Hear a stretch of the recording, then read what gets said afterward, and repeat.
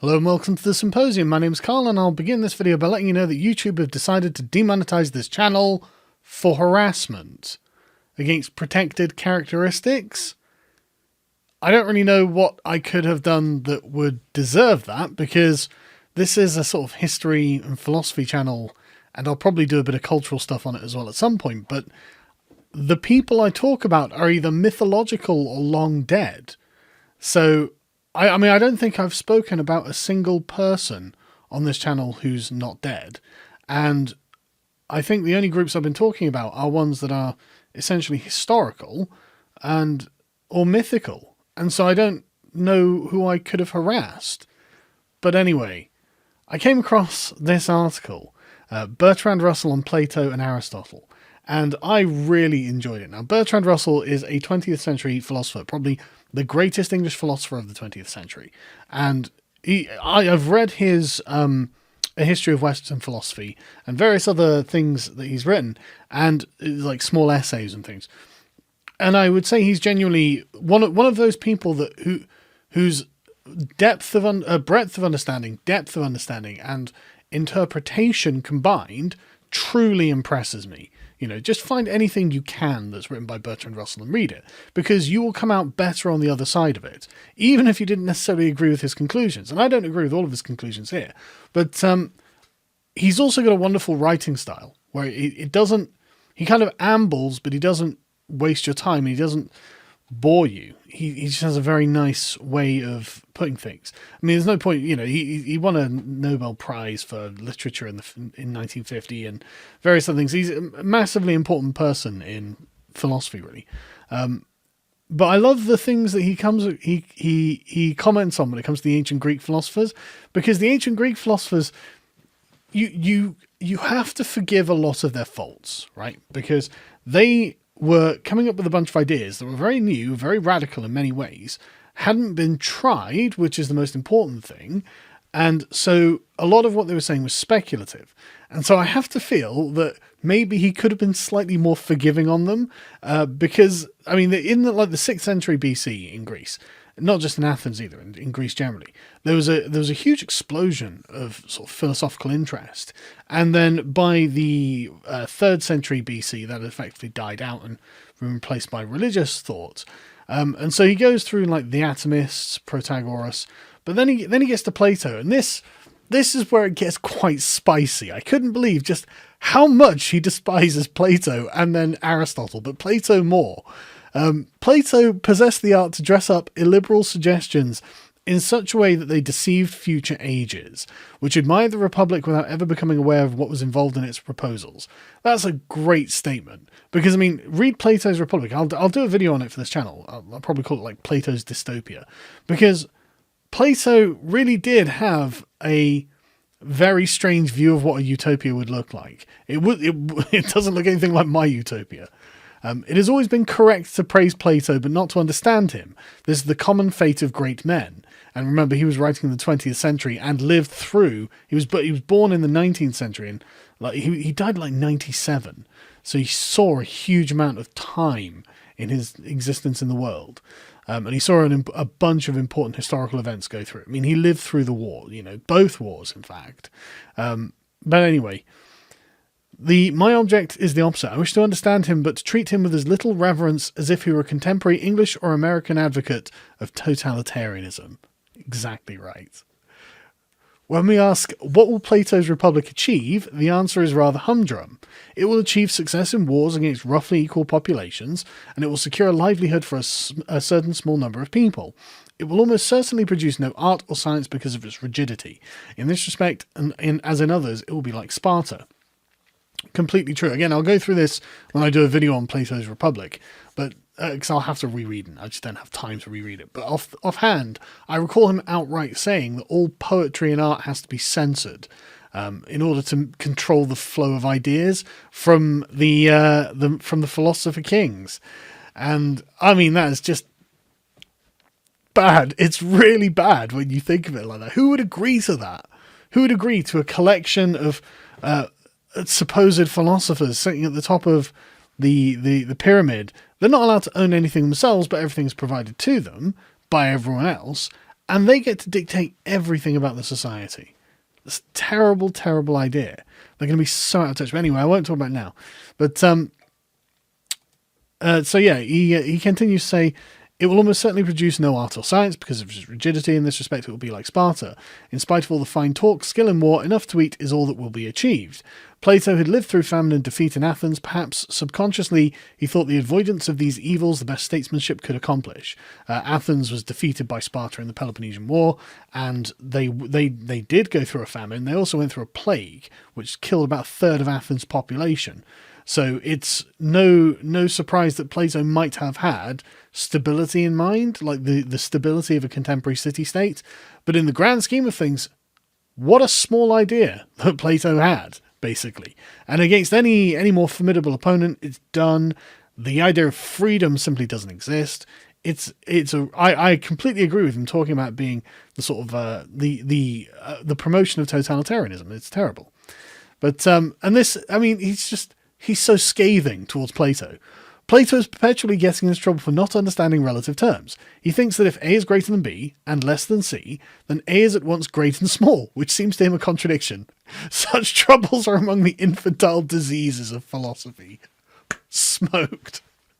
But again, I have to say, like, you've got to give him a break. Like, he doesn't have the benefit of 2,500 years of philosophical inquiry that Bertrand Russell did. So I feel the need to defend the old totalitarian. Again, like the way that he says, well, you know, his viewpoint was probably touched by the fact that he lived through the Peloponnesian War. Well, I imagine that Bertrand Russell's was touched by the fact that he lived through the existence of Nazi Germany. And not so, I imagine he could see a lot of parallels in Plato's Republic. The belief in the good as the key to scientific understanding of the world was useful at a certain stage in astronomy, but at every later stage it was harmful. The ethical and aesthetic bias of Plato and still more Aristotle did much to kill Greek science.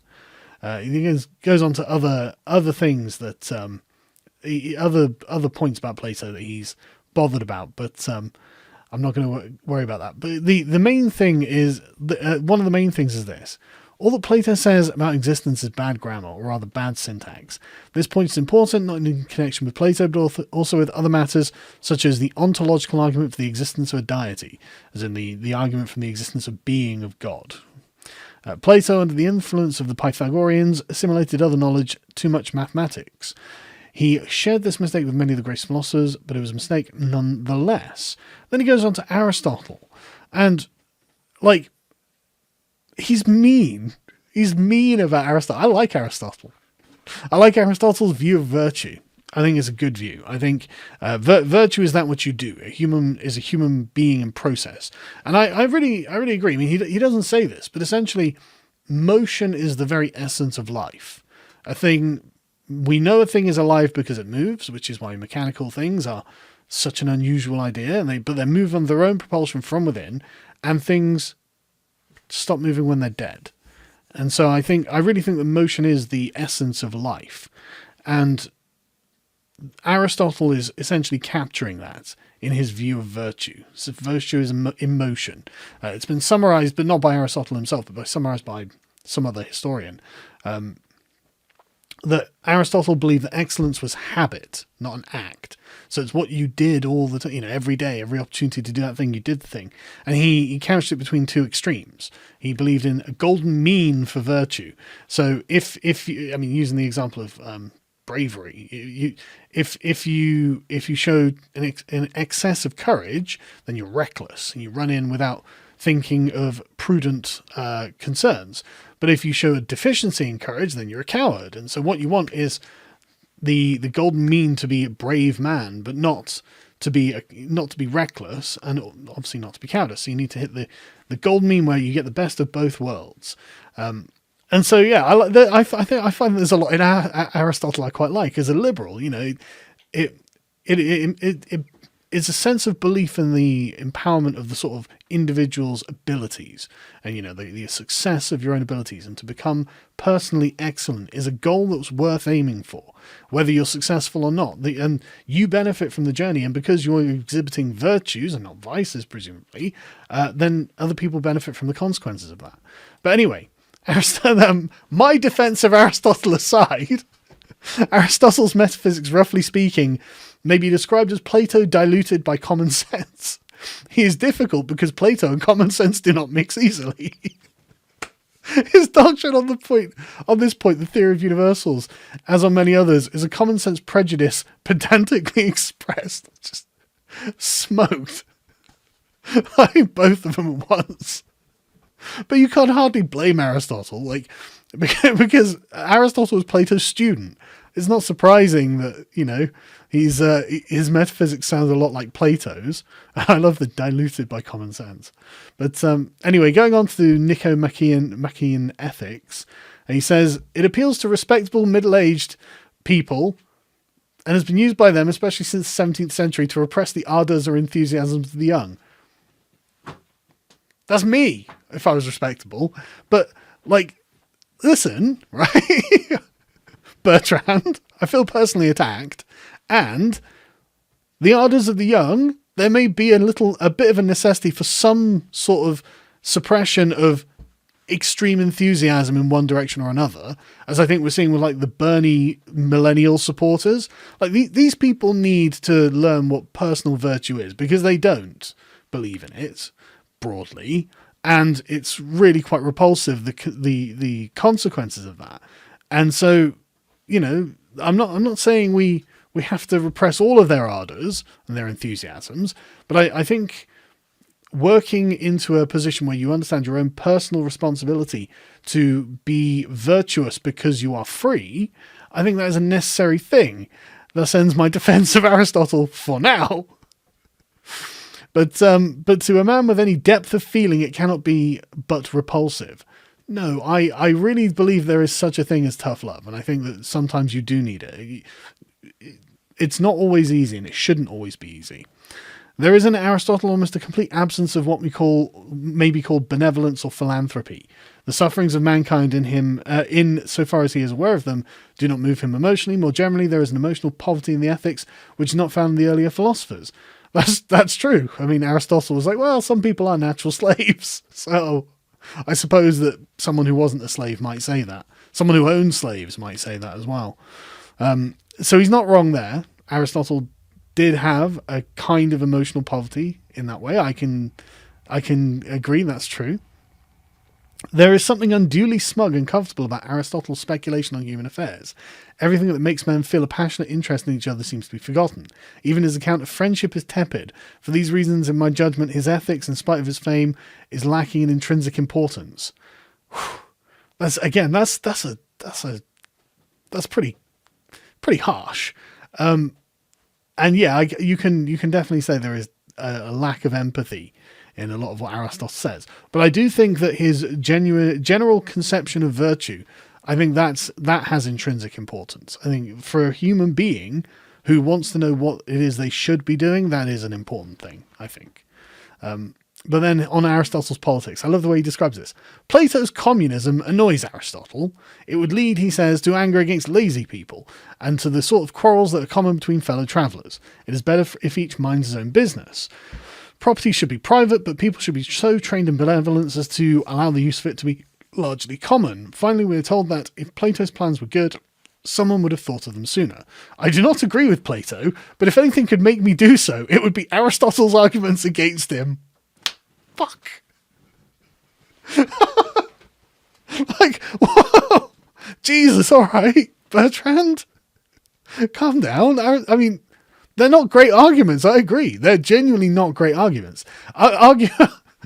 Aristotle arguing from saying, well, it would be nice, but I think it would cause problems, is the complete wrong position to attack this from, because it wouldn't be nice. Living in Plato's Republic would not be a nice thing, unless you're, I guess, one of the philosophers at the top. But even then, you could find yourself that, you're at the top of the hierarchy, you've self-actualized, you've established an ideology that justifies all of this. It could be that you find yourself crushed under the weight of your own responsibility. It could be that you find yourself unable to deal with the people of the polis that you are supposed to be helping, because you find them too strange and too different, and they offend you, perhaps they misgender you, maybe. Who knows what it is that they do? And so, it could be that they would just be terrible for this, a selection of rulers because they have absolutely no idea about the lives of the people they're ruling over. And so, yes, but Bertrand he's being very snarky there, you know. Aristotle concludes that there is no wickedness too great for a tyrant. There is, however, he says, another method of preserving a tyranny, namely by moderation and seeming religious. There is no decision as to which method is likely to prove the more successful. Aristotle's fundamental assumptions in his politics are very different from any of those of a modern writer. The aim of the state, in his view, is to produce cultured gentlemen, men who combine the aristocratic mentality with a love of learning and the arts. Various forces have put an end to the state of affairs. First, democracy is embodied by the French Revolution, etc., etc., etc. And he ends with, for both good and evil, therefore, the day of the cultured gentleman has passed. Well, I mean, that's not necessarily a good thing, is it? Like, I think a society that produces cultured gentlemen is probably not all bad. I mean, I would have thought the more cultured gentlemen we can have, the better. And gentle ladies, of course. But yeah, I won't go into the logic and the physics bits because, again, they're a bit more specialized.